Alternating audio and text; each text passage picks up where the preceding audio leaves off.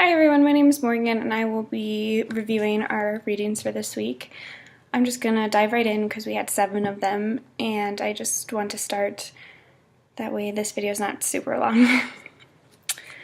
So the first one, I'm just going to be also looking at my notes too. There was a lot of content with each one and I didn't want to miss anything, so if you see me glancing over, that's so I'm looking at my notes. So the first video, or the first reading was called The Rise of Social Media in 2015 by Evan James, and it was on Social Baker, and that was kind of about how Facebook video is taking over for YouTube.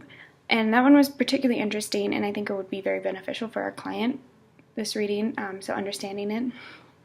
And so Facebook has ousted YouTube from the site, and so Facebook now exceeds the amount of videos posted, which is interesting because we mostly think of Facebook as something to share, but then sharing videos it's very easy to share videos on Facebook.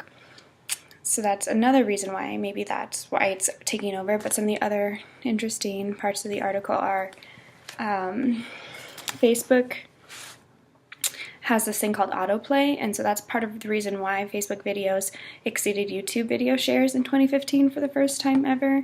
And what autoplay is, if a video on Facebook is viewed for more than 3 seconds, it's considered a view, whereas YouTube, from what I understand, you have to watch the entire video for it to be counted as a view.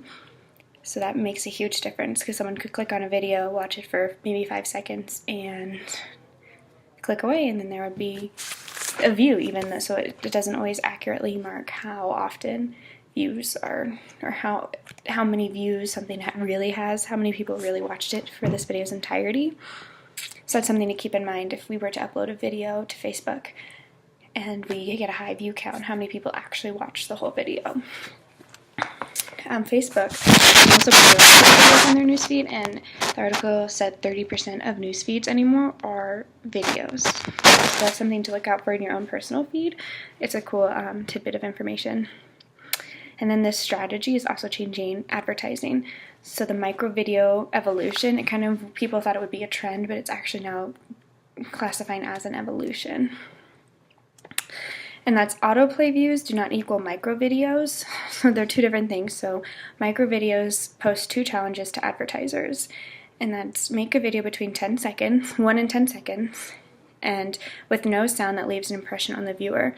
So a lot of times if you're scrolling through Facebook on your phone, I've watched videos without any sound and I've still gotten the content and the message of the video, even though there's no audio. And then the second component to that is capture the viewer's attention to watch the video again. So what about that video made you want to watch it again? And so those are things to think about when we're making a video, or if we make a video for our client, Mental Health Colorado. One of the other readings was called Why YouTube is the Ultimate Platform for Global Social Change by Rahan Kanini. I hope I'm saying his name correctly. And that was posted to Forbes, and it was a Q&A with Hunter Walk, who is the director of product management at YouTube. And so he sat down and asked him questions about kind of the analytics of YouTube and what he sees on a daily basis, and how nonprofits can make global change with seemingly simple videos. And so he had a fun statistic that 72 hours of content are uploaded to YouTube every minute, so which is an insane amount of content. And nonprofits, activism, and education are the fastest growing categories that are being uploaded, which would be Mental Health Colorado as being a nonprofit. And it might fall under education too, to educate people on mental health and the stigmas that surround it. So ours could probably fall into either category. One quote from the reading that particularly stuck out to me was, using YouTube is to improve the human condition is just as important as using YouTube to entertain. So this directly relates to Mental Health Colorado. How can we make, when we think of YouTube, we think of cat videos and dog videos and silly pranks and stuff, and how do we make our client fit into a seemingly entertaining world when our topic is about something that's very serious and often not talked about, much less joked about, and the jokes that are made about it are very insensitive. So how can we break into YouTube that's used for entertainment? And now this new phenomenon of using YouTube for social change is kind of changing that narrative. So Walk stress that YouTube is different from TV because it's highly social, so we can really interact with people on YouTube. You can reply to comments and you can respond videos, and that's different from seeing an ad on television.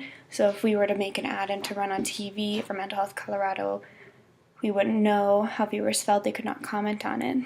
So that would be one thing to consider as why using YouTube would be the best medium for us. And he also said to remember the 3 C's when making videos, and that's content, community, and call to action. So content, that's the message. So we need to ask these key questions about the video. Does it match the distribution medium? Is it authentic? Will it work internationally? Is it timely? Which are all really relevant to our client, Mental Health Colorado. We want to make sure that what we're talking about is real. People don't like non-authentic content. I think we've read a few of that in some class readings too, that's very key to a video's success is its authenticity. And timeliness is also another thing that's important. Mental health is really timely right now because a lot of people are talking about it for the first time ever. So I think we can really jump on and utilize that, I hate to say trend, but we can help utilize the need for more content on mental health. Community. We need to bring your community to the video, not the video to the community. I think I said that. Bring your community to the video, not the other way around. So interact with your viewers who post, comment, or ask questions. Encourage them to share, because people on their Facebook feed will share it and their friends will share it, and that'll help get more access to this video and higher distribution, which will also benefit Mental Health Colorado. And also a call to action. So what should the viewer want to do when they finish watching the video? So they've seen this, so we've made an inspiring video, now what? And so do we want them to donate? Do we want them to volunteer? Do we want them to just keep sharing? How do they take this information with them and spread it? I think that's another key aspect to making a concrete, solid video that people want to watch over and over again. And then another thing for YouTube is the space in between. So say you've watched a YouTube video, now what do? And there's a call to action. And so YouTube's trying to streamline that process of getting someone from watching a video to actually donating. So they're trying to make it easier to get access to a web page after watching a YouTube video for a nonprofit. And they use the example of the It Gets Better campaign, which is another campaign that used YouTube videos to talk about, it was anti-bullying, and it was bullying within the LGBTQ community.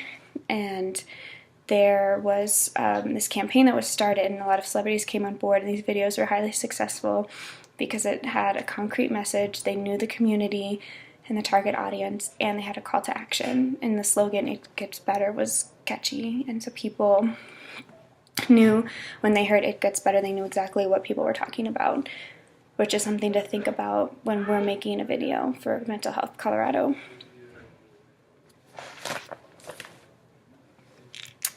And then YouTube Analytics allows for nonprofit to know who's watching the video and various demographics. They'll know when a video started, when it stopped, where viewers lose interest. That's another interesting thing that I didn't know YouTube could do. So say we made a video that's 3 minutes long, but people after 1 minute and 15 seconds decide to stop watching it. What in that content made people want to not watch the video anymore? And that's something to evaluate and review, which could be very beneficial for us to know. YouTube for Good is good business, and it's not just for philanthropy. And I didn't know that YouTube could do philanthropy, so that was really informative for me as a reader. Some of the key points from the article, How Coca-Cola is Sharing Its Sustainability Story via YouTube by Greg Jarboe, posted onto tubularinsights.com, was his knowledge on using YouTube to get a message out about their sustainability programs. Coca-Cola made several YouTube videos based on their new sustainability campaign. So one was on plant-based bottles, another was on health and drinking Coca-Cola. And so it's just how they made videos and how they became successful in driving the message of Coca-Cola being sustainable home. And so there were 2 key voices to these videos. They had a brand voice and they had a company voice. And I think that is really important for us to realize for Mental Health Colorado. Is it a brand or is it a company, and what kind of tone of voice they want their messaging to be? So that was one thing I think we should think about when we're making our final project. And then our client can learn about their plan, because they made a social media plan. They made a 12-month plan, and that was also beneficial, and it was international, and they had various different platforms. So instead of just like randomly posting videos, it was all strategic in when they posted, why they posted that video during that time. And so making a concrete plan is another takeaway from this article. And in return, because they made a plan, they had a lot of earned media, which is free media, and it's not used by advertising, which is paid media. It can be kind of confusing between earned media, unearned media, all of that, but they did earned media, and that was all through social media. And then by Coca-Cola sharing stories of empowering women, sustainability, and athletes using teamwork, all videos on YouTube that you can watch, they're all videos. Coca-Cola was able to gain a better relationship with their consumers, which is something our client can learn from. So finding out what viewers want to watch and how that will resonate with them will also be beneficial to know. In the article Snapchat, How Empirical Video Marketing is Engaging Viewers, by Greg Durbone from Tubularinsights.com, he went through Snapchat and the history of Snapchat, which is interesting because many of us were in high school when Snapchat first came out. I remember when Snapchat first came out, and it was a huge thing, and I was really hesitant to get one, and now I have one and I love it. So when I read this article using it for marketing, when I initially think of Snapchat, I don't think of businesses using Snapchat as a way to connect with their audience, but it's actually very beneficial for companies and businesses to connect with people on Snapchat, and it's actually highly effective, which is something I learned from this article that I did not think of, because when I think of Snapchat, I think of silly faces and geotags and when you can put a new face on your face. But there's actually a great business tool that's often it's a missed opportunity for many businesses to not utilize Snapchat, and I will explain why. So the article goes through the history of Snapchat, like I said before, and it's mostly used with teens and young adults, which makes sense. It's a big, a lot of apps are used in that like 18 to 24, but I think Snapchat's a little younger. It's like 14 to 18, which is another target audience. And so it went from being a startup to now it's worth like $15 billion, and they've been refused to, I think Facebook tried to buy them out, and Mashable, and the owner of Snapchat has denied both of those, and so he's trying to keep it his own company, which is a great business tactic that was also explained in the article.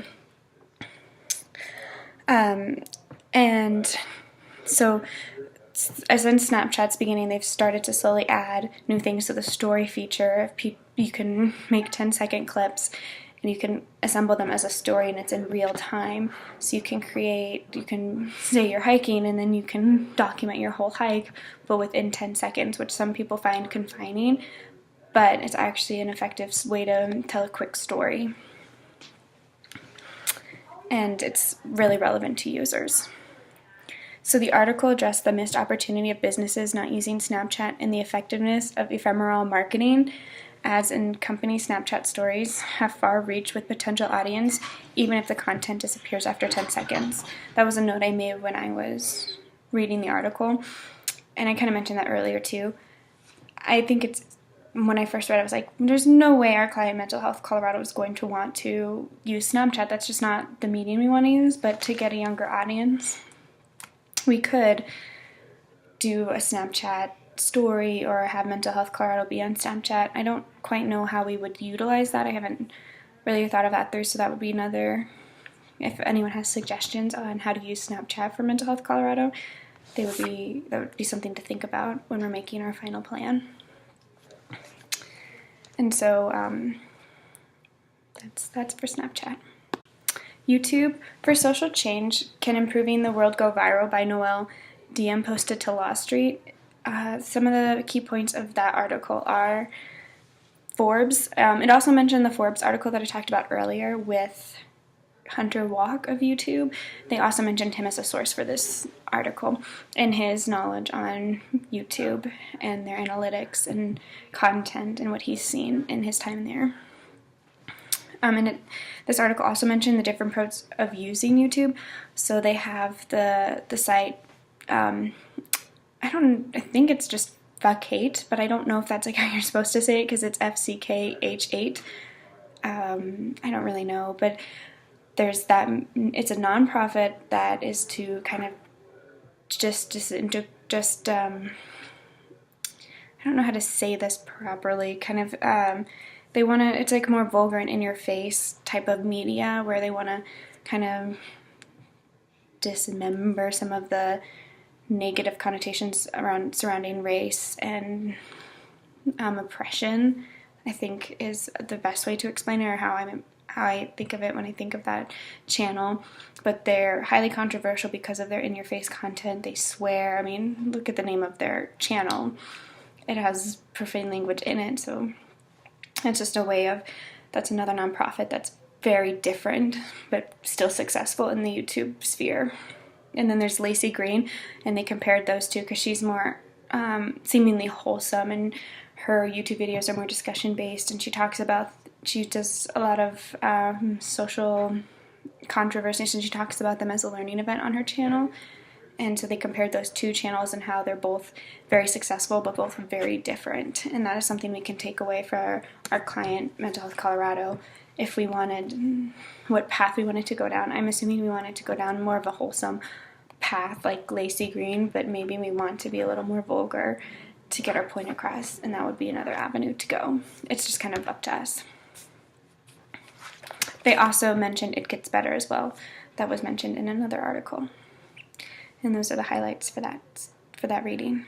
One of the longest readings for this week was the article, The Rules of Engagement, Comparing Two Social Media Movements on YouTube. It was written by multiple different scholars, and they went through the social media, or the videos used for Occupy Wall Street protest, which happened in the fall of 2011, and the Prop 8 ballot initiative in the 2008 election, which was against gay marriage in California. It was a ballot to define marriage as between two people of the opposite sex only, whereas Occupy Wall Street, they were just mad about corporate political power, and they're upset, but they didn't really have a focus. They had too many avenues, and that was another criticism of the protest, was people didn't quite know what they were protesting. People were mad against corporate businesses, but they didn't know what to do about it. They were just upset. And so kind of compared two very different protests, or two very different mediums that used YouTube as a way to disseminate their messages. And so the study goes through YouTube and their videos, and the most popular ones. So for Prop 8, there was 108 total, and they were both tested on coding, video popularity, and video content. And what the data found for these videos was that content that was more authentic and seemingly more professional had more positive views and more views overall on YouTube, whereas some videos that looked more amateur or homemade did not succeed as well in the YouTube world. And original content also did very well, but also borrowed content, because Prop 8 used a lot of entertainment videos, and they used a lot of pop culture references, and that was also successful, as well as creating their own original content. So in the end, I don't believe Prop 8 passed, and Occupy Wall Street was a very short-run protest, but the videos, Prop 8 used more professional, more authentic. They used a lot of borrowed content from entertainment industry, and so their videos were more successful than the Occupy Wall Street, because the Occupy Wall Street videos were often found footage from live protests that happened. I know there was one in Denver when that went around. There's some in New York City, so a lot of the videos on YouTube about Occupy Wall Street came from events, which means that they were not high quality. And so that was another reason why their videos weren't as successful as Prop 8. And then Social media for activism is far from a unitarian phenomenon. The two mobilizations produced very different YouTube ecologies. That was one of the lines that stuck out to me from the reading. And I kind of explained that earlier, but it's just how both things that are so different can use one medium and still be successful and still get out to a large audience.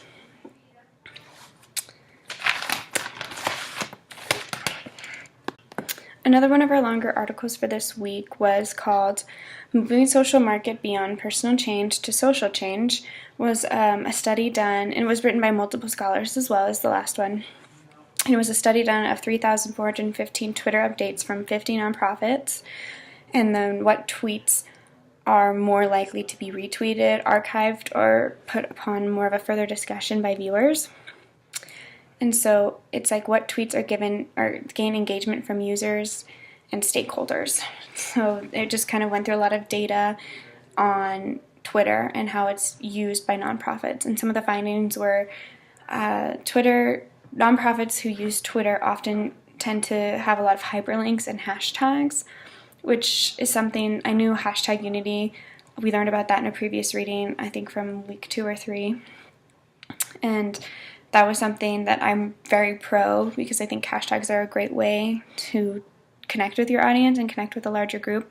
But then if you're in an environment that's oversaturated with hashtags, how can you make yours stand out? And so that was something to think about for Mental Health Colorado if we're going to use a hashtag on Twitter specifically. And another thing with nonprofits who use Twitter, it's only one-way communication, where social media is typically a two-way. You can connect with a viewer and they can connect back, and so you can interact with them. But with Twitter, a lot of nonprofits just use that one way, so they just put their information out, but they don't interact further, which doesn't prove to be very beneficial. If we're going to use Twitter, we should make it two-way rather than the one-way. And another thing with nonprofits, they send out too many tweets, which it's hard for followers to respond. So if you send out a tweet every day, how are your followers supposed to respond to all of that? And it's hard to get the analytics on what tweet did really well when so many are tweeted out at a time. And so another interesting note of the article was that nonprofit followers are more likely to be engaged on Facebook than they are on Twitter. So that's something we could work on if we are going to use Twitter with Mental Health Colorado, is how can we also make Twitter as engaging as Facebook? And those were some of the key elements from the article that I took away. They had a lot of other information and data about Twitter, but I wanted to specifically focus on how it relates to nonprofits, because Mental Health Colorado is a nonprofit.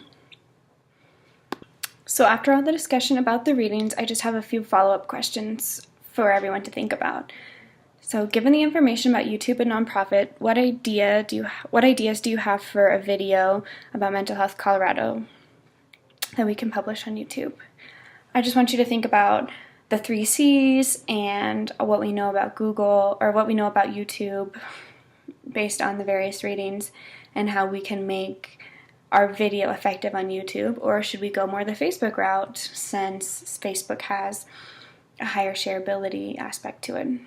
That's another question I want you to think about for this week. The second question I have is, how do you think YouTube will continue to expand as a social media platform with the rise of Facebook videos? And my third question is, in the previous readings, we learned about hashtag Unity. How can Mental Health Colorado gain hashtag Unity in an oversaturated hashtag environment that is Twitter? I mentioned this when I was talking about the article, but it is something that really stuck out to me as someone who's pro hashtag Unity, so I'd love your feedback on it. Thanks for watching my video. I hope you have gained a better understanding of the readings from it, and see you next time. Bye.